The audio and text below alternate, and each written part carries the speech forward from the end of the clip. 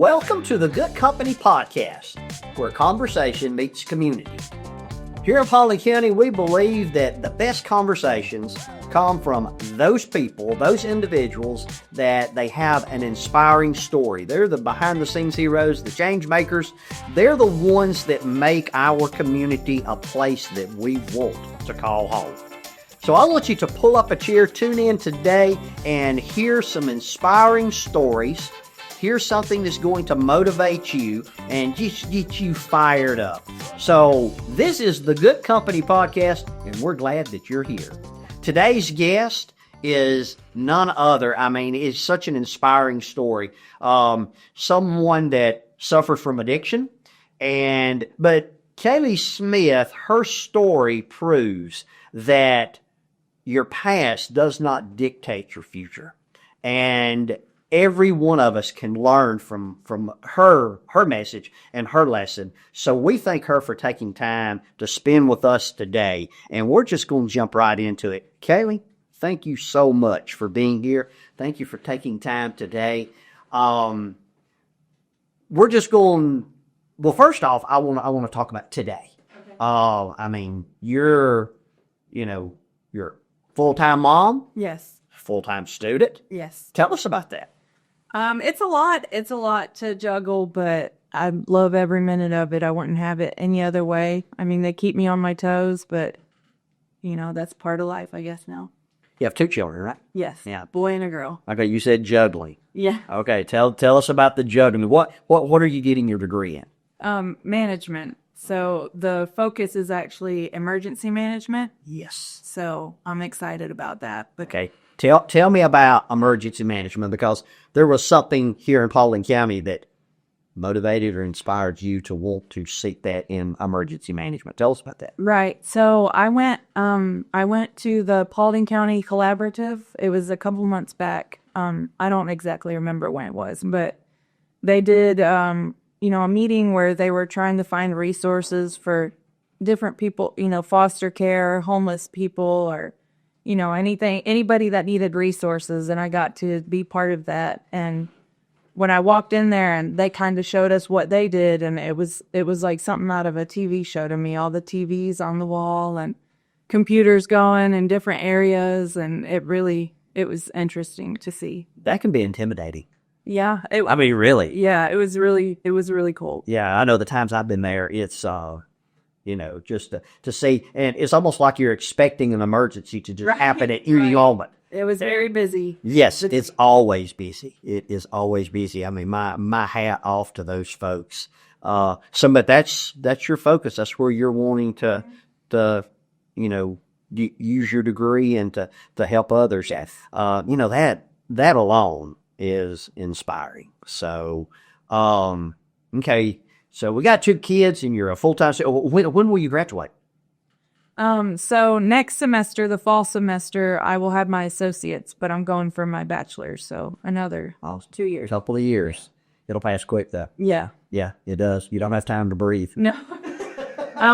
First semester's off. Like when we go on a break, it's like 3 weeks just goes by so fast, and it's right back to it. And are you doing online, or are you okay? Yeah, fully online, so I can stay home and manage the house and manage school at the same time. I don't have to go anywhere. And the kids manage you. Yeah. They actually run the show. They run the show. Same in every household. It doesn't matter. Okay, let's rewind. Addiction.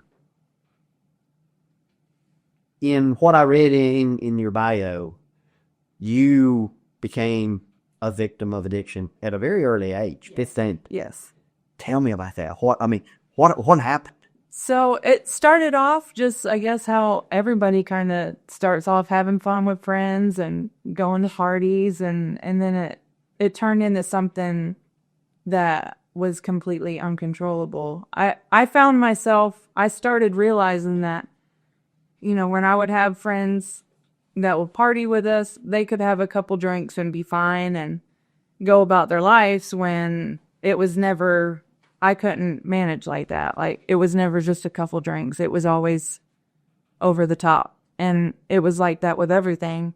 It just seemed like everybody else could kind of put it down and go back to their normal life. And didn't happen like that. So is this like a slow progression, and all of a sudden, like wading out into a lake, and it's like, wow, all of a sudden I'm over my head? Yeah, pretty much. Because I was so young, I didn't, I thought that was normal. Like kids, go out and parties, have fun. But yeah, it just all of a sudden I woke up one day and, it was like you just need it then.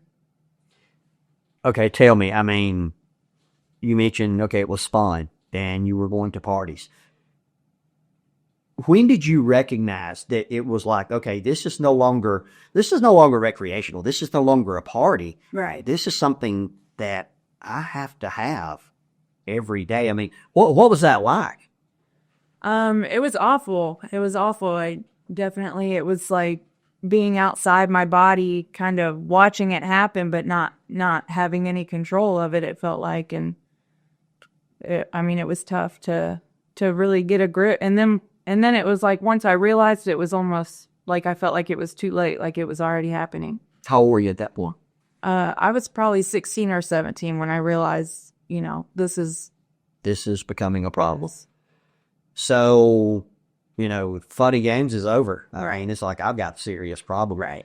How long before, well, let me back up. Let's just pause for a moment.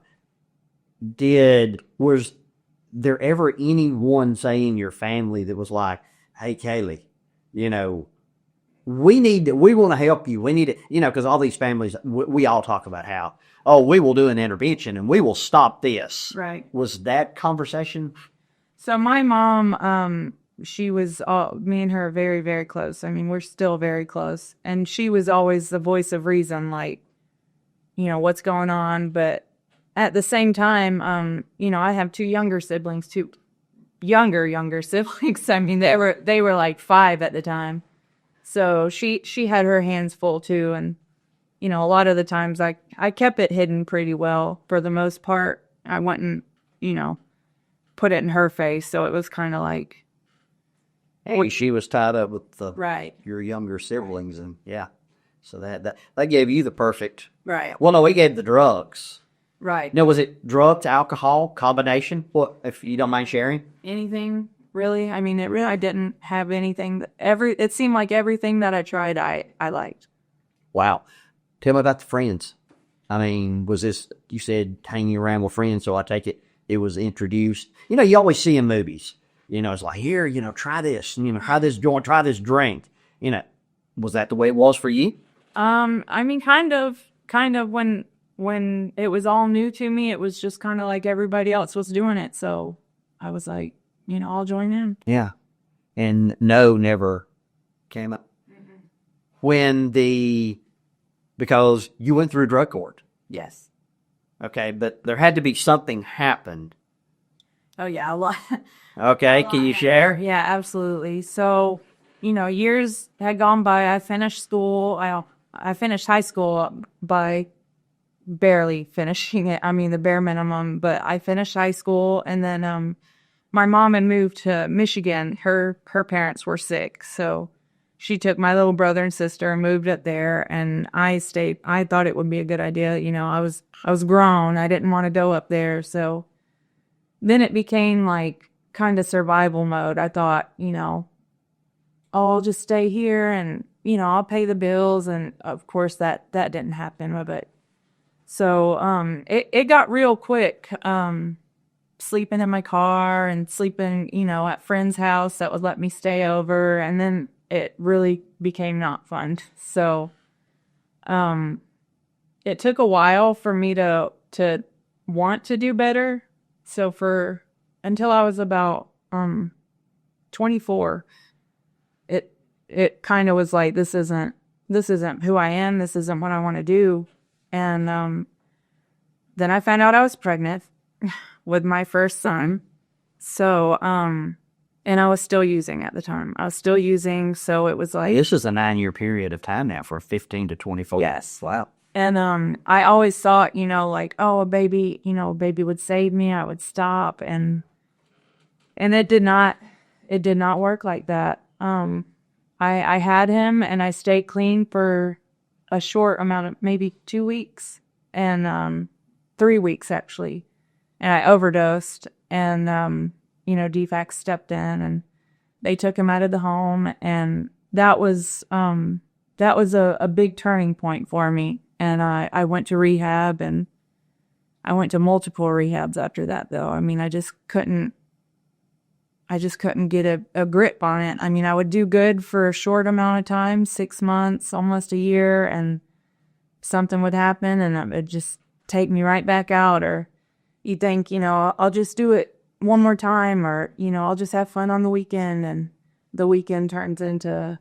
every day after that. Wow. So, I mean, at 24, we've got 9 years here that this is one on. Was all your family gone from Georgia at that time? My dad passed away right before my son was born, but he lived in Carrollton. We weren't really that close. I mean, we were close, but I tried to stay away a lot of the times because it would, it seemed like every time I'll go, he'd be like, I'm worried sick, I'm worried sick about you. And I didn't want to hear it, so I just kind of, we talked, but we weren't very close. Right. Good. Well, I mean, you had a secret. Yeah. Yeah. Or you thought you had a secret. Yeah. Everybody knew it. Yeah. I just didn't know how to approach it. Pretty known at that point that something serious was going on. I mean, how was it? I mean, when they took your son, he was removed from the home. How was that? I mean, that had to be devastating. Yeah, and so I had overdosed, and they took me by ambulance to the hospital, and got me. Were you by yourself? Yes. Well, now my boyfriend at the time was in the house with me, but he didn't go to the hospital with me. So they got me stable, in the hospital, and I didn't have my phone or anything, so I started just walking from the hospital back. And one of the cops that had showed up, he saw me walking, and he picked me up and actually gave me a ride back. And on the way home, he's like, they took your son, right? And it was just like somebody punched me in the stomach. I mean, how old was your son at that time? 3 weeks. 3 weeks. 3 weeks. He was new. Wow. Yeah. Okay, I gotta ask, and if I ask you anything you don't want to talk about, I mean, you just tell me. But how long before you saw your son? Okay, 3 weeks he's gone. I mean, how long before you was able to? I shot into rehab quickly after that. I mean, it was like a week later. I was in a rehab in Rome, Georgia, but it wasn't anything like I thought it was gonna. I mean, it was like a lockdown facility. I mean, and I was like, this doesn't work. I knew very quickly, like, I won't be able to stay here. So I had heard about mothers making a change through a lot of people. They were like, it's a great program. You can go, you can have your kid there with you and work to reunite. So I made, as many phone calls as I could, and they accepted me. Within the week that I left the rehab in Rome, that next week, I got the call, and they told me to pack my bags and to, gave me a date to move in. And I got to have supervised visits with them there, like, pretty much as soon as I got there. I mean, because they wanted to not mess up the bond and everything. So how long were you there? The program was 6 months, and then you can do aftercare, which is another 6 months. Okay.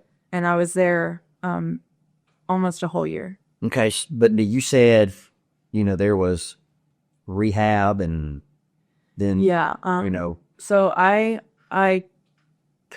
almost completed the rehab, and we was in the process of reuniting, and I had just got in contact with an old boyfriend and went right back out. And it was before I left the rehab, and the people that ran that program saw it, and they were like, they tried to get me to be on it, just let us help you. And I was like, there's nothing wrong, and so they called DFACs again, because at this point I had almost had my son back. And this was over what period of time? It was about a year. About a year. So you were this close, yes, to having your son back. Yes. And you reached out to the old boyfriend. Mm-hmm. Yeah. I mean, that's, I don't know. It sounds crazy. No, that's not where I'm going. I mean, it's just like, I don't think people realize just, we always look and we say, well, why don't you just quit? Right. Why don't you just put the bottle down? Or why don't you just, put the pills down or quit smoking or whatever the vice may have been? But it's not that simple. It's not. I mean, it's not. I mean, that one time of doing it, one more time, I had pretty much everything that I needed at that point. You'd think I would be like, that's crazy. I'm not going back to that. And I just thought, probably like a million other people, I'll just do it one more time. And it took me back out again. I mean, that one time was enough to. Yeah. And I had to go straight back into residential, and do the program. So you started all over All again. of her. And I guess the boyfriend, he was, hey, the phone call comes in and he's like, Yeah. let's. And the crazy part is he was actually in drug court at the time. And Really? He didn't make it through the program though. So yeah. But we were both trying to get it together, and we weren't good together, so it kind of blew up big time. And so they took your son Again. and you started all over. Yes. Started over. Did it with flying colors. I mean, passed all the tests, worked, and come home, went to my meetings. And the second time of doing it, they didn't offer me the transitional housing because, the first time I messed it up for Okay. And So what was the housing like the second time? it was still on the property, but you had your own apartment. Like, Okay. They just, can come in and check, but you still had to go to classes and meetings and, attend the rehab and the rules and stuff. So the second time, I had saved up enough money to get into an apartment, but that was an ordeal. And it's Tell me you get the money from. I mean, were you at work, a job? Yeah, I was Okay. working. That rehab was a lot less strict. I mean, you could work and come home, and and that was also during COVID. So it was pretty rough, going through rehab during COVID too, because a lot of the outside meeting, 12 step and NA and all the things, the support tools you have, they weren't doing it. Everywhere was closed down. So On your thoughts there. yeah, it was, we were doing our meetings ourselves at the rehab, and you can only hear, the people you're around all the time, so many different, what'd you do today? Oh, same thing as, you don't hear any outside interaction. So that part, I'm not going to blame that, on why I relapsed, but that part of the connection and needing that connection, it was, we didn't have it. So we were trying to navigate, all of us graduating and then just getting thrown back out into the world again. When it wasn't like during COVID, you can go to outside meetings and you get to kind of introduce yourself to the outside and the public. And if you get triggered, you can, go back and talk about it. But, it wasn't like that when I graduated, and we just kind of got thrown back out into it again. And so you did graduate that time. So yeah, and I was doing aftercare, but I had my own apartment. Okay. While I was doing aftercare. And Sean, can you point your microphone more toward you? Like that, yeah. so you mentioned the trigger, Yeah. and all of us have heard, well, we have triggers, Right. What are your triggers? I guess they help you identify what are those triggers. Yeah, a lot of it was just not knowing how to manage my emotions, my stress. I mean, because I had defects involvement, and, a lot of it is the instant gratification. I wanted my son. I wanted to see him, and I didn't, I knew there was things that I had to follow to get to that point, but, I was like, I'm missing out on everything. And So mom and dad, while you're in rehab and then you relapse and you're back in rehab, where's mom and dad at this time? my dad had passed away before my son was born. My mom was in Michigan, and I was also in and out of jail too. I mean, throughout the years, and she always told me, she almost felt better when she would get the phone call from jail because she knew, she knew I was safe. She knew I was eating. She knew I had a place to sleep because, she couldn't be right there to help. She helped as much as she could from a distant, far distant. How about the siblings? Because they're how old now? They're I mean, during that at time. home. Yeah, they were young when they first moved up there, and I mean, it was hard for them to kind of get accustomed to everything, but I guess just with the distance, they got used to it, and Sort of had that detachment there. yeah. Well, let me ask you this. Do you think what you'd went through, Yes. do you think that, because no doubt, as this journey has progressed, I mean, they're old enough now, they've And seen, they've seen it, and and they're great kids. I mean, I know. that's what I was going to ask, how do you think this has either helped them or hurt them to see? Yeah, they witnessed a lot. I mean, from when we was in the house, they did witness, the partying, and it was just drinking then, but they were young, they shouldn't have, seen us on the back porch drinking or smoking, but they had heard, throughout the years from my mom, and the phone calls from jail. They knew what was going on, and I think it really opened their eyes, like, we don't want any part of that. How about the friends? The friends, they're like, hey, let's go party. Because you always hear, I remember hearing my dad say, that not everybody's your friend. Right. So when your life is basically just totally unraveling, where are those friends at? The ones that were still alive, they were, either stealing what I had when I was in jail or, Well, that's a friend. yeah. Yeah, they kind of just life keeps going for them, and, You said that we're still alive, so I take it that many of them had succumbed yes, a lot of them are not here anymore. because of an addiction. Mm-hmm. Wow. How did that play in your determination that, hey, I don't want this to be me? It was there, but nobody thinks it'll ever be them. That's a possibility, but Not for you. right. That's not gonna be me, Yeah. So, It is. was it only 2 times you went into rehab? It was, yeah, the 2 times that were pretty successful until the end, and then after that it was like jails and crisis center, What were you in jail for? I mean, drugs, and burglary, and all kinds of just drug related mostly stuff. okay, I think a lot of people, they don't want to talk about that part of it, the burglary, basically, and that's to support Yeah. a habit. Yeah, absolutely. Um, It was like survival mode. yeah. So for you, looking back, I mean, what was that like? I mean, the first time that it's like, okay, I've got to have this.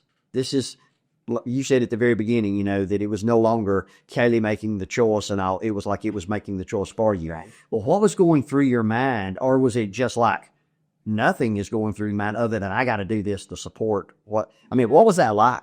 I mean, it's terrible. It honestly, it's not a way to live. It's not. I mean, it's miserable, but you just, you do what you gotta do, when it's gotten that bad, and you don't really think about it after that. Okay, so you wind up you're in drug court. Yeah. Here in Paulding County. What was the final straw that, broke the camel's back that got you in that program? So, I was still going to court, trying to get my son back, and Now, how long had you not had your son now at this time? about 4 years. Really? Have you seen him at all?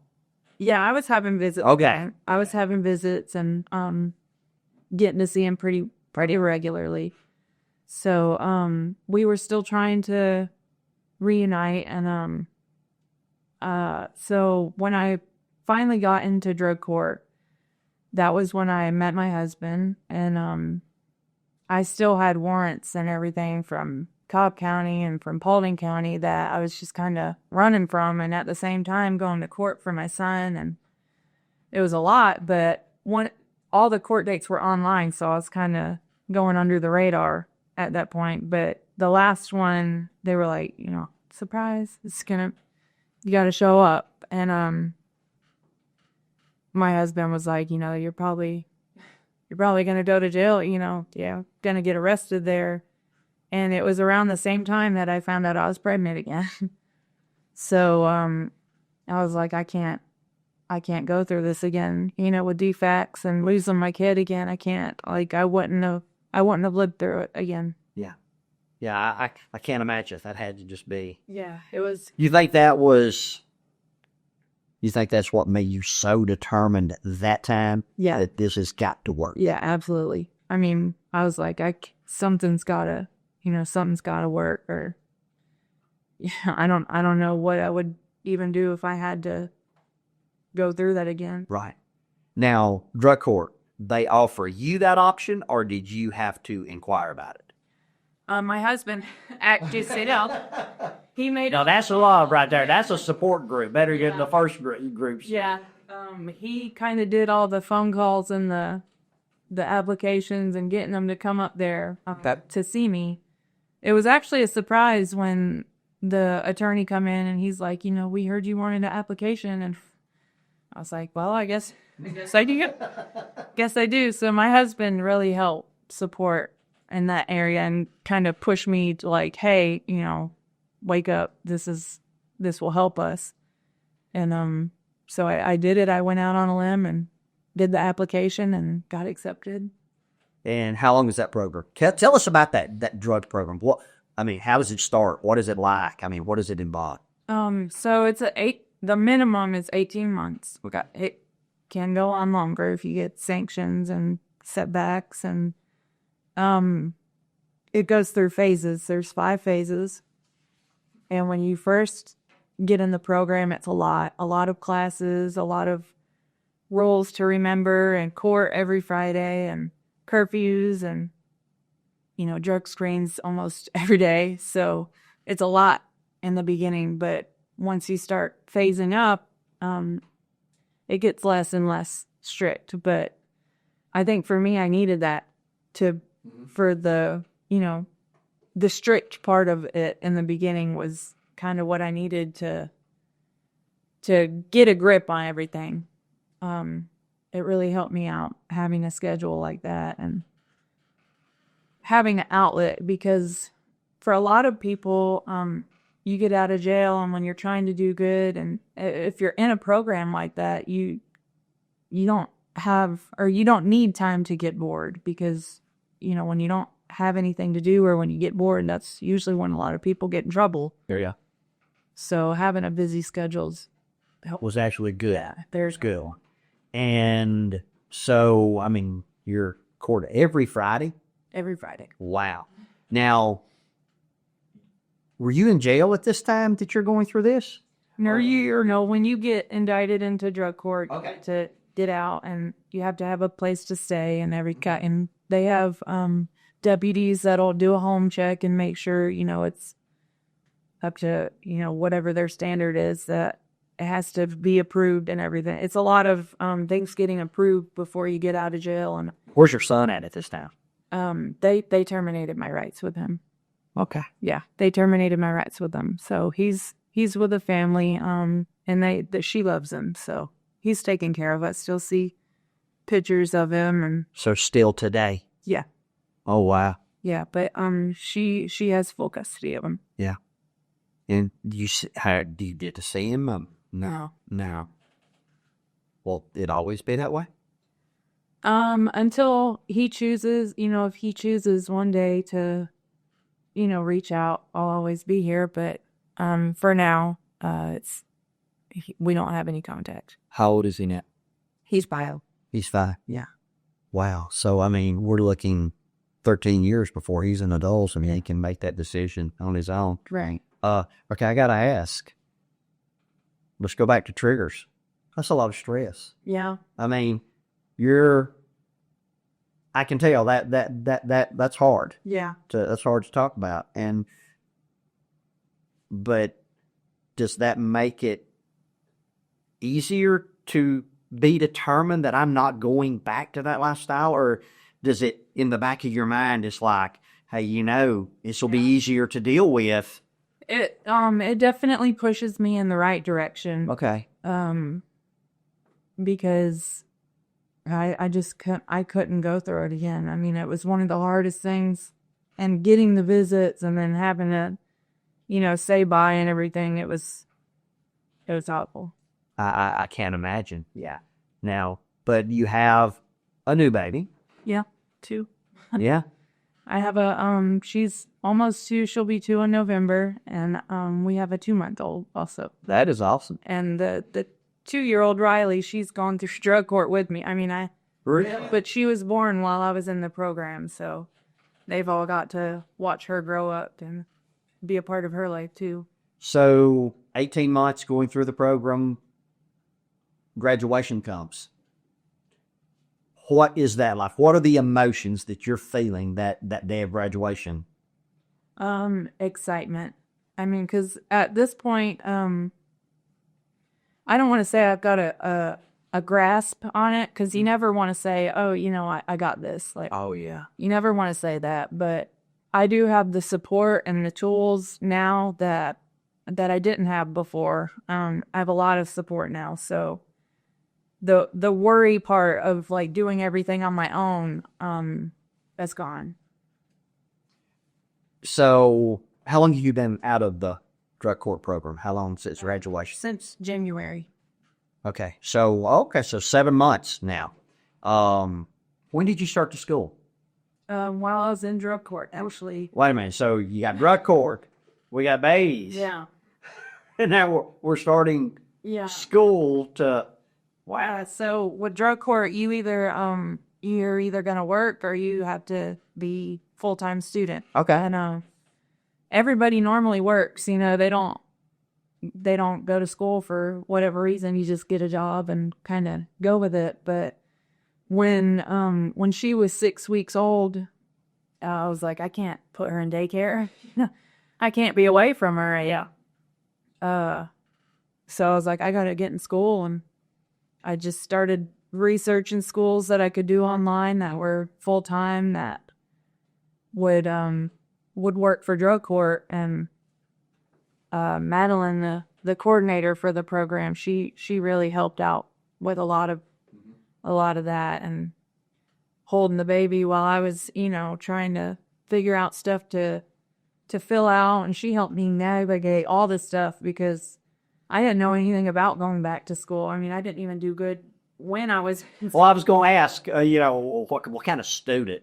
high school. It was rough. I mean, if any of my teachers are watching this, I'm sorry. It was I wasn't a good student in high school when I was there. I mean, when I was there is the key. Yeah. But And what kind of college student are you?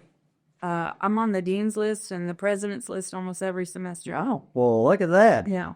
Yeah. I mean, that alone is like, okay, yesterday doesn't predict tomorrow. Yeah. It doesn't require anything of it. Then we learn from that and we move forward. You've done that. Oh, I want to do it again.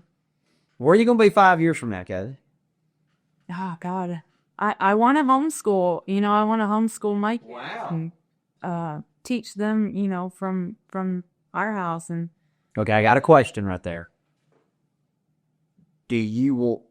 How much do you think your involvement with friends in school, because this journey started when you were in school, yeah. do you think that your past saying, I don't want my children to be exposed to that? Absolutely. Really? Absolutely. That's a big part of it. Yeah. Yeah, I mean, I can imagine. I mean, because like you said, it started so gradual. Yeah, it just takes one person to be like, hey, come hang out with us. And when you're young like that, you think, you don't want to listen to anybody, your parents, what they're saying. Oh, yeah, they don't know anything. I know what I'm doing. And That's all it takes.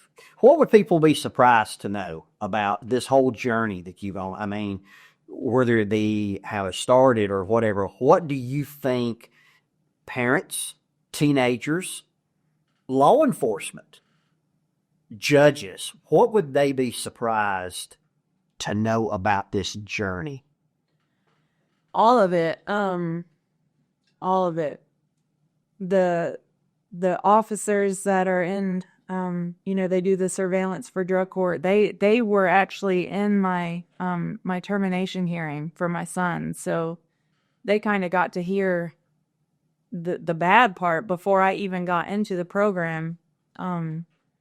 So coming into the program, they'll even tell you. I mean, they were like, we didn't really have high hopes for you. They thought I was gonna get out and run again. But the Judge Bucci, he's amazing. He's one of the most he's a great judge. He's very understanding, and yes, he is.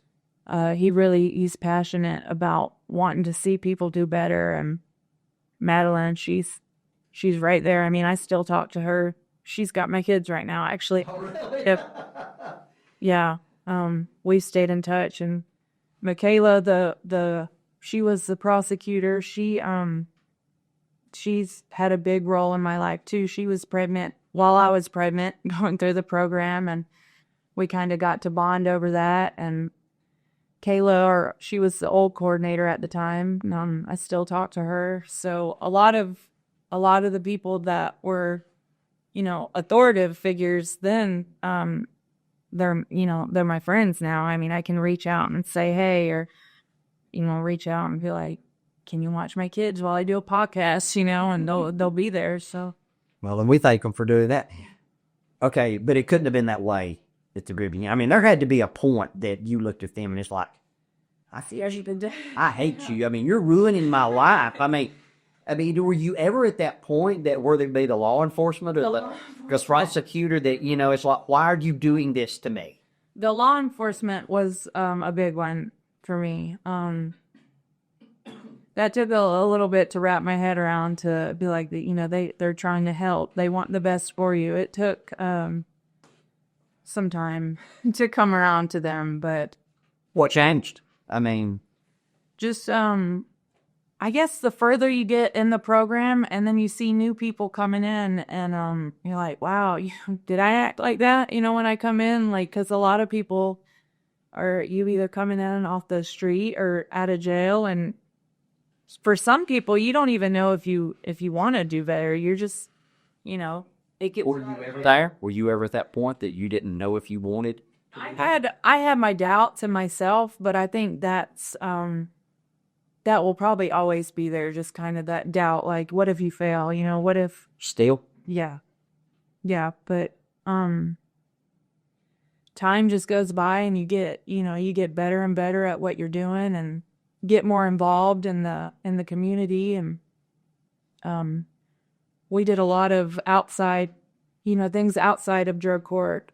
Madeline hosts like a barbecue and a Christmas party, all the participants can come. The judge comes, Judge Bucci's there, and it's regular clothes, and his wife is there, and you get to see the other side of it, like them be people and see, they're just people too, they're just like me, except on the other side of the road up it.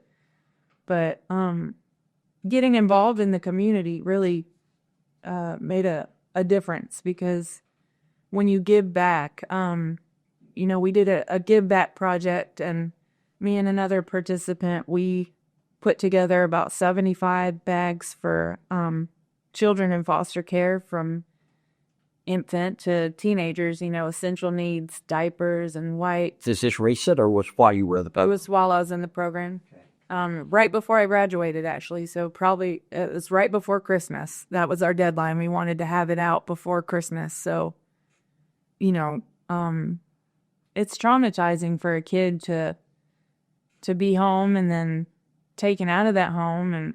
And so we wanted to do something to make them feel, a little better, give them some new clothes, we had stuffed animal, brand new everything. I mean, and that felt good, being able to give back, despite the challenges that I went through with DFACS.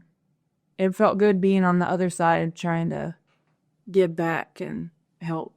Do you still involved in the community in any way like that? I mean, because, hey, you got a busy schedule with children in school. So, one of the parks, I can't think of the name of it. They do a Halloween thing, and we've already been planning. We did a Candyland theme for the park, and it's a huge thing. I can't think of the name of the park, but It's Polly Meadows. yes, Polly Meadows. Polly Meadow, yeah.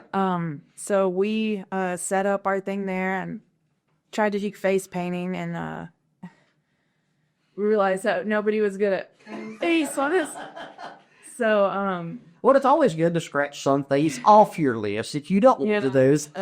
but we handmade all the decorations. I mean, and it was so much fun doing all that, getting together and creating it and setting it all up and watching it, come together. And we'd like to do it, regularly. That was Madeline's first time doing it at that park, but I think she talked about wanting to do it regularly and be a part of that. So, do you think there was anything that anyone could have said to you at 15 that could have changed the direction? no, unfortunately not. And it's sad because a lot of people are still struggling. A lot of people are still struggling and probably feel like how I felt at one point in time. Like, what's the point? What's the point? They've already, I've already had everything taken from me. And What do you want to say to those people? it's hard. It is hard, but it does get better. It can get better if you want it to. You just got to make the choice. That's, I think that's a great point, because it does come down to that individual making that decision. We always hear that you can't help someone if they don't want to help themselves. You feel that's true? Absolutely. That's absolutely true. You can't make somebody, get clean, or you can try, but they got to want it for themselves. You think you're a better parent because of this? Yes. Yes, absolutely. 100%. We have schedules and routines and consistency, and, we make breakfast together, and I let her stir the, even though it's messy and everything else, very involved and attentive. How much of your past are you going to share with them? I haven't really thought of that. I will be transparent with them, just, to warn them, I guess, because they do have my blood in them. So I feel like addiction can, be passed down through, it can be genetic in some ways. They say it's a disease of choice, but once you make that choice, then it becomes something, more than that. So I will be transparent with them. I probably leave certain things out. Of course. I think it's important to let them know that it's real and it's happening, and it can happen very easily. Yeah, there's no doubt that your parenting is totally different than what it would have been had this not been the journey that you were on. Right. It's been so many things that it's just almost like you've been in a pinball. Yeah. You just bounce to the left to right, up and down. Yeah, there was a lot of, getting to the point, everything's great, and then falling on your face, and then getting back up, and, it was a lot of ups and downs, a lot. The friends that are still, you said many of them had passed. Do they know that you're clean today and married and mom and successful going to school? Yeah. So I stay on social media, but It's kind of like I just have to love them from a distance, you know? Good advice. Love them from a distance and just keep, you know, being a good example for anybody who wants a good example and see proof, you know, that like people can change, 100% can change. You know, my wife has a statement that she says that, you know, you can tell a lot about people by the folks that they play in the same sandbox with. Yeah, I've heard that too. And That's very true. And so you really believe that. Yeah. So that distance has to be there. Yeah, absolutely. Yeah, unfortunately. Yeah. Thank you for taking the time today. I mean, I know that there's been times I could tell it wasn't easy to talk about things, but I do want to ask someone that is, maybe they're in that dark place today. Maybe they're at that place that they're like, you know, hey, there's no hope for me. Or maybe they've tried and they failed and tried and they failed. What would you say to them? Just keep trying. I mean, find something that works. I've tried doing everything from rehabs to jail to, you know, medication to crisis. And I mean, try something and keep trying until something works. Something will click and stick with it. Don't give up. Right. Kaleigh, thank you for taking the time to come. You know, we really appreciate this. And there's no doubt that there's folks that are watching this today that, you know, they're going to take so much away. I'm taking so much away. I feel I'm a better person at the end of this day for spending this time with you. And I thank you for taking the time to share your story with us and to, you know, to motivate and inspire others. And there is no doubt that it will do just that. So thank you so much. Absolutely. I'm grateful to have the opportunity to be here. Thank you. And thank you for being with us today in good company. As we always say, when you join us, you are in good company. Kaleigh is good company, and people like her are good company. So we'll see you next time.